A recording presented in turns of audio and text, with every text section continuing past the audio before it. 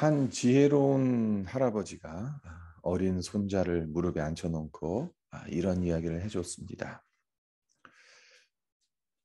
모든 사람의 마음 안에는 늑대 두 마리가 살고 있단다. 한 마리는 악한 놈인데 항상 화를 내고 싸우기를 좋아하고 야비한 짓을 서슴지 않는단다. 하지만 또 다른 늑대는 착한 놈이야. 이 늑대는 매우 친절하고 사랑스러워. 너라고 얘는 아니란다.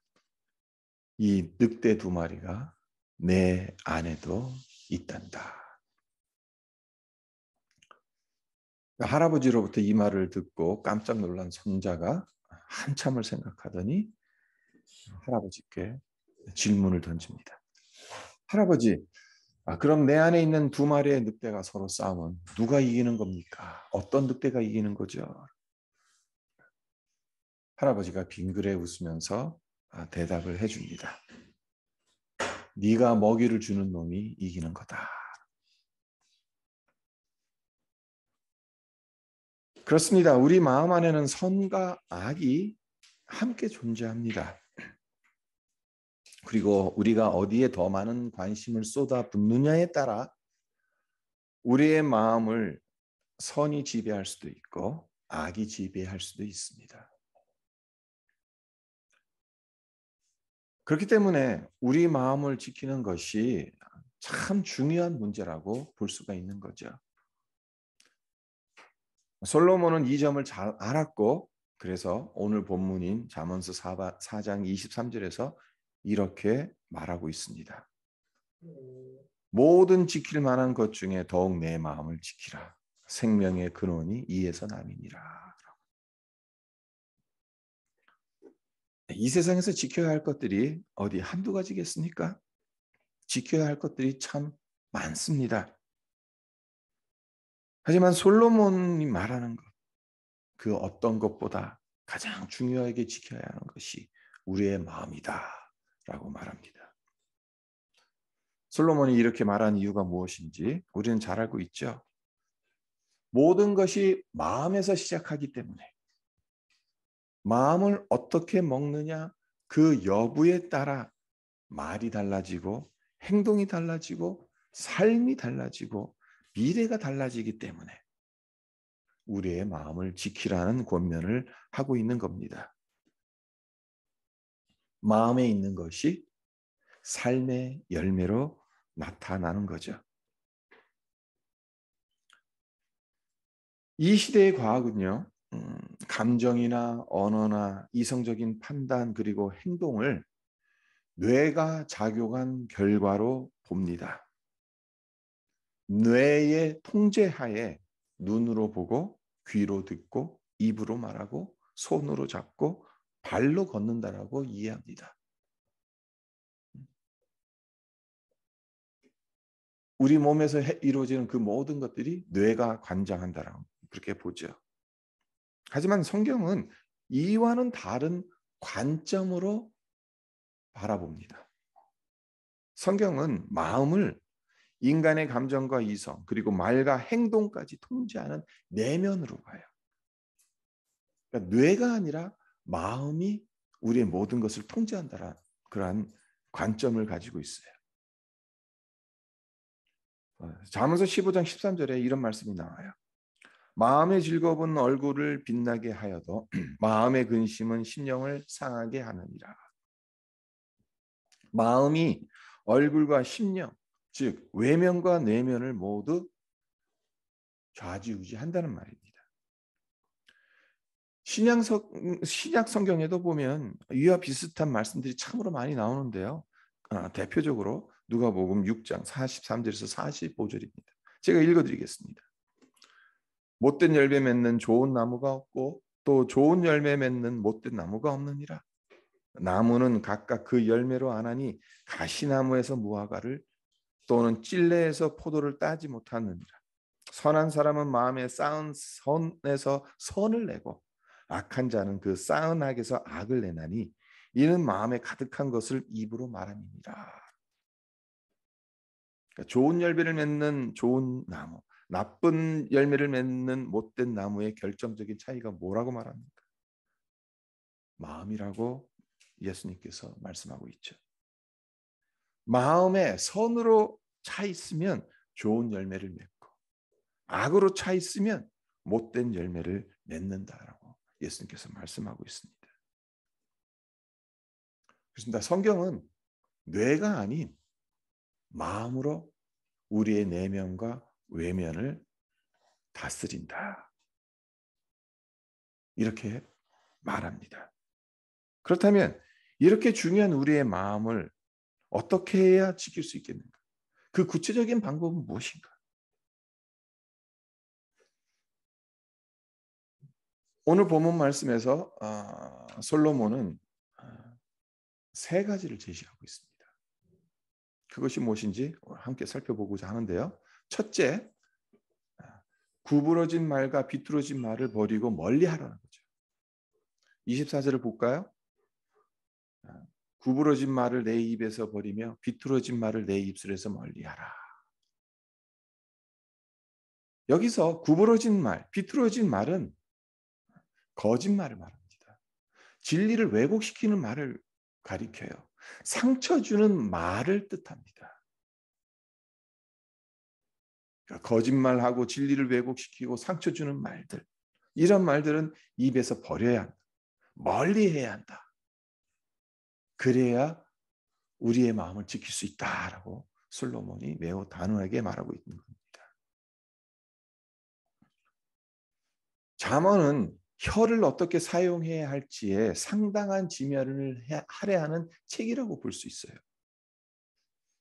대표적으로 몇 가지만 말씀드리자면 10장 11절에 의인의 입은 생명의 샘이라도 악인의 입은 독을 머금으니라라는 말씀이 나오고, 또 13장 2절에 보면 사람은 입의 열매로 인하여 복록을 누린다. 그리고 15장 1절에선 유술한 말은 분노를 쉬게 해도 과격한 말은 노를 격동하느니라. 그리고 15장 4절에선 온순한 혀는 곧 생명나무지만 폐역한 혀는 마음을 상하게 한다. 18장 20절에선 사람은 입에서 나오는 열매로 말미암아 배부르게 된다.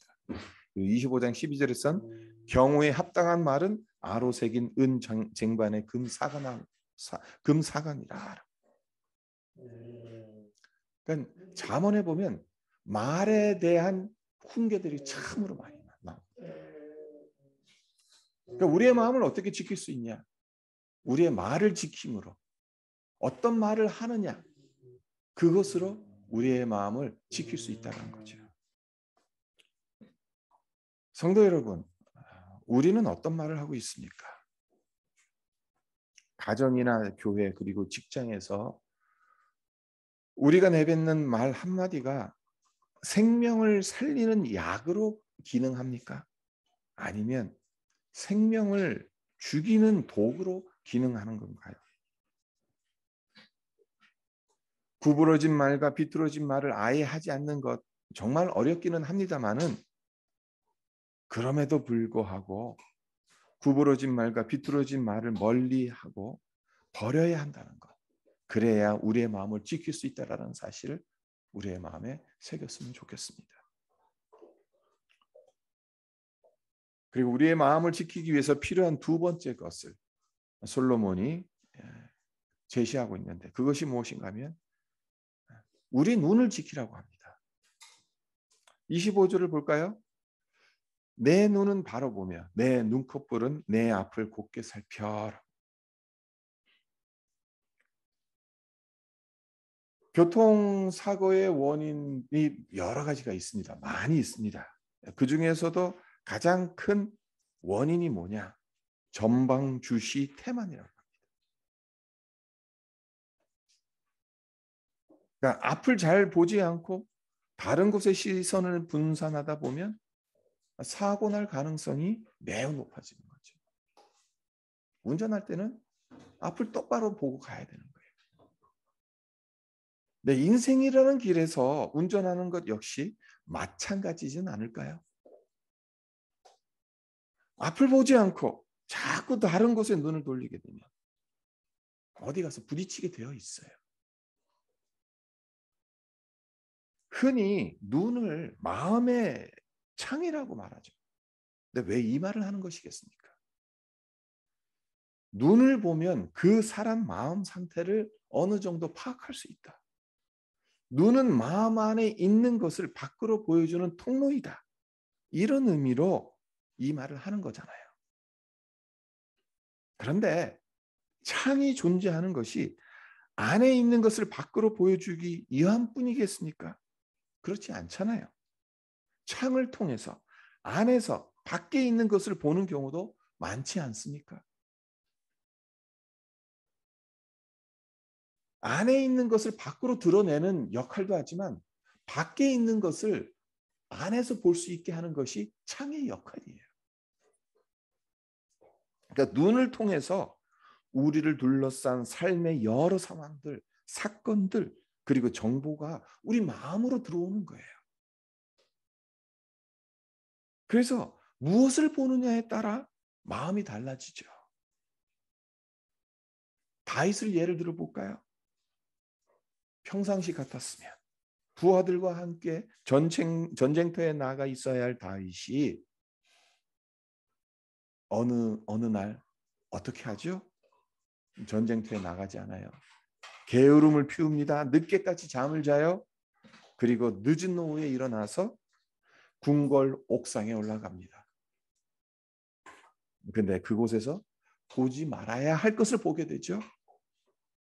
우리아의 아내 밧세바가 목욕하는 것을 봅니다.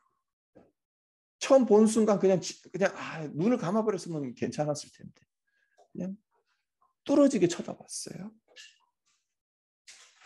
그리고 그의 마음에 음란의 영이 역사했고 결국 밧세바를 범하게 되고 밧세바가 임신하게 된 것을 알게 되니까 이를 은폐하기 위해서 충신 우리아를 살인교사하는 죄를 범하게 되죠. 그날 옥상에 올라간 것까지는 어쩔 수가 없는 거죠.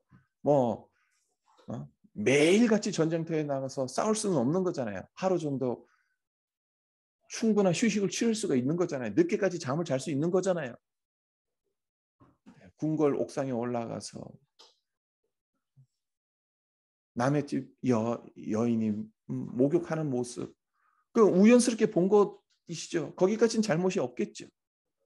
네, 그것에 눈을 고정시켰다는 건 잘못이죠. 그 사건으로 말미암아 다윗의 인생 자체가 완전히 변하지 않습니까?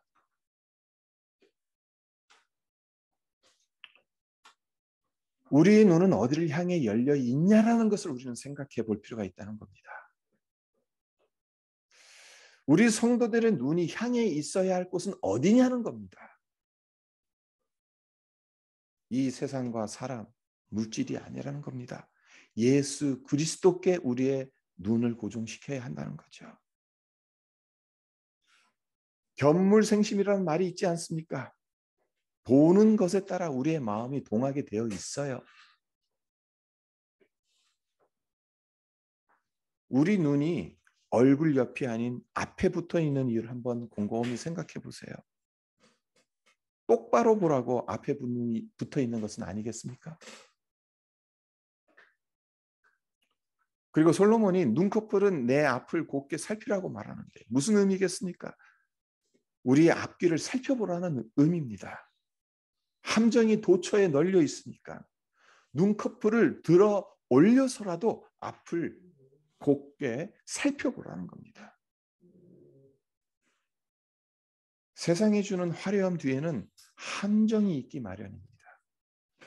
달콤한 유혹 뒤에는 올무가 숨겨져 있어요.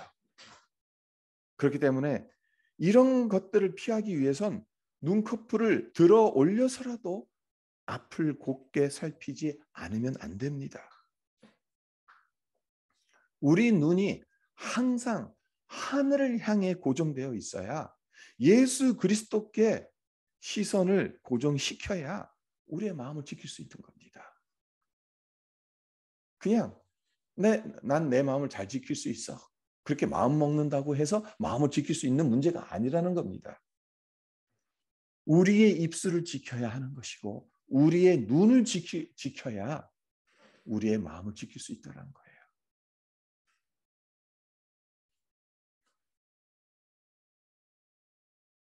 세 번째, 우리의 마음을 지키기 위해서 필요한 것이 무엇인가? 솔로몬이 무엇을 제시하고 있는지 26절과 27절을 보겠습니다. 내 발이 행할 길을 평탄하게 하며 내 모든 길을 든든히 하라. 좌로나 우로나 치우치지 말고 내 발을 악에서 떠나게 하라. 발을 지키라는 거죠. 입을 지키고 또 눈을 지키고 마지막으로 발을 지켜라. 사람은 상황에 아주 민감한 존재죠. 실제로 어떤 상황에 처하느냐에 따라 나도 모르게 나의 마음이 점점 변해가는 것을 경험할 때가 참으로 많습니다. 이 말인즉슨 길이 아니면 가지 말아야 한다는 겁니다. 올바른 길이 아니면 발을 내딛지 말아야 한다는 겁니다. 성도가 잊지 말아야 할 곳에 발을 내딛게 되면 내 마음이 그곳에 나도 모르는 사이에 가게 돼 있어요. 왜 죄를 짓는 것이겠습니까? 가지 말아야 할 곳에 발을 들여놓기 때문에 죄를 짓는 것 아니겠습니까? 악한 길에 발을 들이면 악해질 수밖에 없어요. 불행의 길로 들어서면 불행할 수밖에 없어요. 사람들이 옳지 못한 길을 가더라도 성도들은 옳은 길을 가야 하는 존재입니다. 모든 사람들이 좌우로 치우쳐서 곁길로 가더라도 하나님의 백성들은 곧바로 가야 하는 자들이에요. 이런 실화가 있습니다. 어느 여름날 갑자기 소나기가 내렸어요. 지나가던 사람들이 비를 피하기 위해서 길가 상점 차양막 아래로 몰려듭니다. 비를 피할 공간은 참 좁습니다. 그와 반면 비를 피하려는 사람들은 너무 많아요. 그런 좁은 공간 안으로 한 아주머니가 갑자기 사람들을 밀치면서 들어와요. 아주머니가 밀치고 들어오니까 그 바람에 맨 끝에 있던 젊은이가 밖으로 밀려나가게 되는 거예요. 그래서 길거리에서 비를 맞습니다. 이를 지켜본 중년 신사가 젊은이에게 이런 말을 합니다. 여보게, 인생은 다 그런 거라네. 그러니까 힘이 없으면 밀려난다는 말을 하는 거죠. 그 말을 들은 젊은이는 아무 말 없이 비를 맞으며 길을 걸어갑니다. 젊은이가 떠나고 한참이 지났는데도 비가 그치지 않아서 더욱 세차게 내립니다.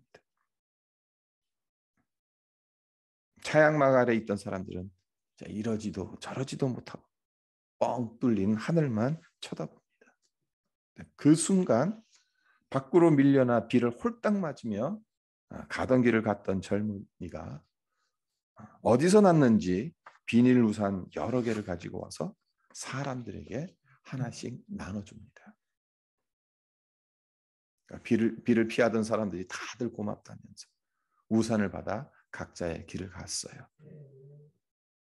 인생은 다 그런 거라네 라고 말했던 중년 신사 또한 우산을 받아들었죠.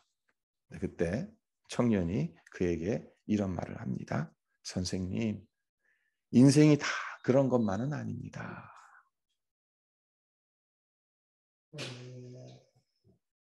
힘없으면 밀려난다는 세상 이치에 투덜거리며 비를 쫄딱 맞고 가버린 것이 아니었던 거죠.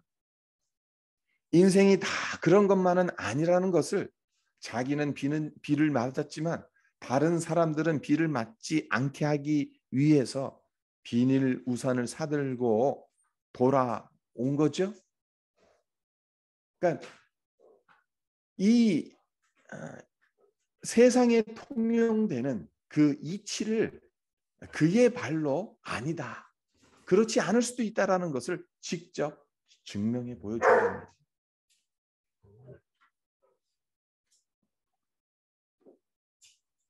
세상의 이치가 다 그런 겁니까?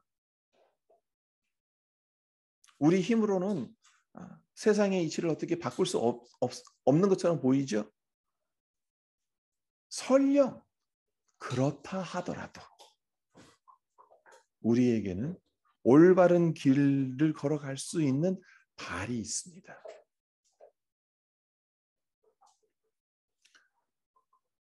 말씀을 맺겠습니다. 우리의 인생에서 지켜야 할 것들이 참 많죠. 요즘 신문을 보면 참 한숨밖에 안 나와요. 아침에도 신문을 보니까 비트코인이 2만 불 아래 1만 8천 불대로 떨어졌다. 한때는 7만 불까지 올라갔던 그 비트코인이. 세계 금리가 다 올라가서 증시가 다 몰락하고 이 리세션 때문에 서민들이 어떻게 살아가야 될지 모르겠다. 지금 우리는 경제 불황의 시대에 접어들었습니다. 앞으로 얼마나 오랫동안 경제 불황의 늪에서 신음하며 살아가야 할지 우리는 몰라요. 1년이 될지 3년이 될지 5년이 될지.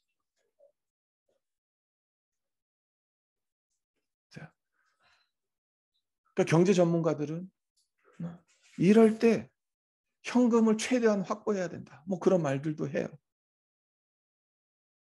그러니까 경제 불황의 시대에서 무엇을 지켜야 되는 것이겠어요? 재산을 지켜야겠죠. 그리고 이 시대가 100세 시대입니다. 100세까지 사는 것도 중요하지만 건강하게 사는 게 더 중요하죠. 100세를 산들 골골대면서 병상에 누운 채로 100세를 살면 그 100세의 삶이 무슨 의미가 있겠어요? 건강하게 살아야지 의미가 있는 것이죠. 그래서 이 시대의 사람들은 건강에 얼마나 많은 투자를 합니까? 얼마나 많은 신경을 쏟아붓습니까? 건강을 지키기 위해서 수많은 것들을 하지 않습니까?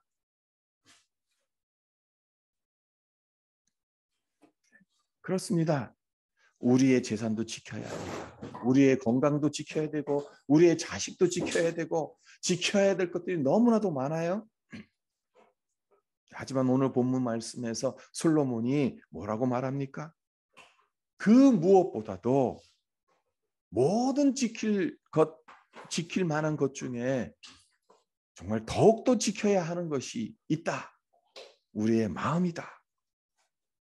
이 권면을 우리에게 하고 있지 않습니까? 솔로몬이 그 이유를 뭐라고 말합니까?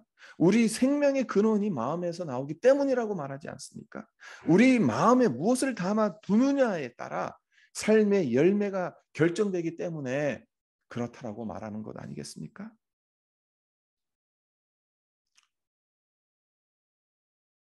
우리의 마음을 지키는 건 참 어렵습니다.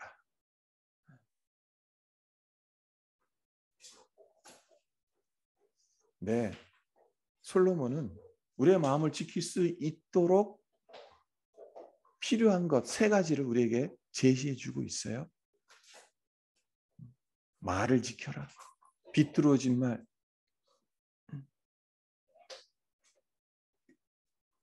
구부러진 말. 이런 것을 입에서 멀리하라. 그리고 눈을 지켜라. 바로 보며 눈꺼풀은 앞을 곧게 살펴서 하늘을 향해 눈을 고정시켜라. 그리고 우리의 발을 지켜라. 좌로나 우로나 치우치지 말고 행한 길을 평탄하게 모든 길을 든든히 하라. 우리의 말을 지키고 우리의 눈을 지키고 우리의 발을 지켜가다 보면 우리의 마음을 지킬 수 있다라는 이 지혜의 교훈.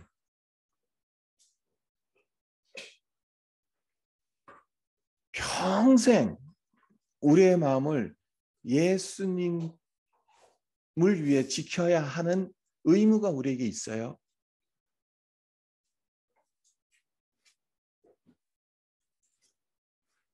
우리는 예수님과 결혼한 자들입니다. 예수님께 우리의 혼인 서약을 한 사람들이에요. 우리의 마음을 지키겠다고.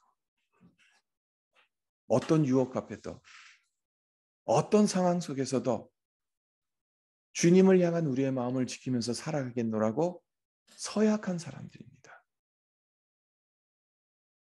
네, 이 시대가 우리의 마음을 지키도록 그냥 내버려 두지 않겠죠? 우리의 대적 원수 마귀가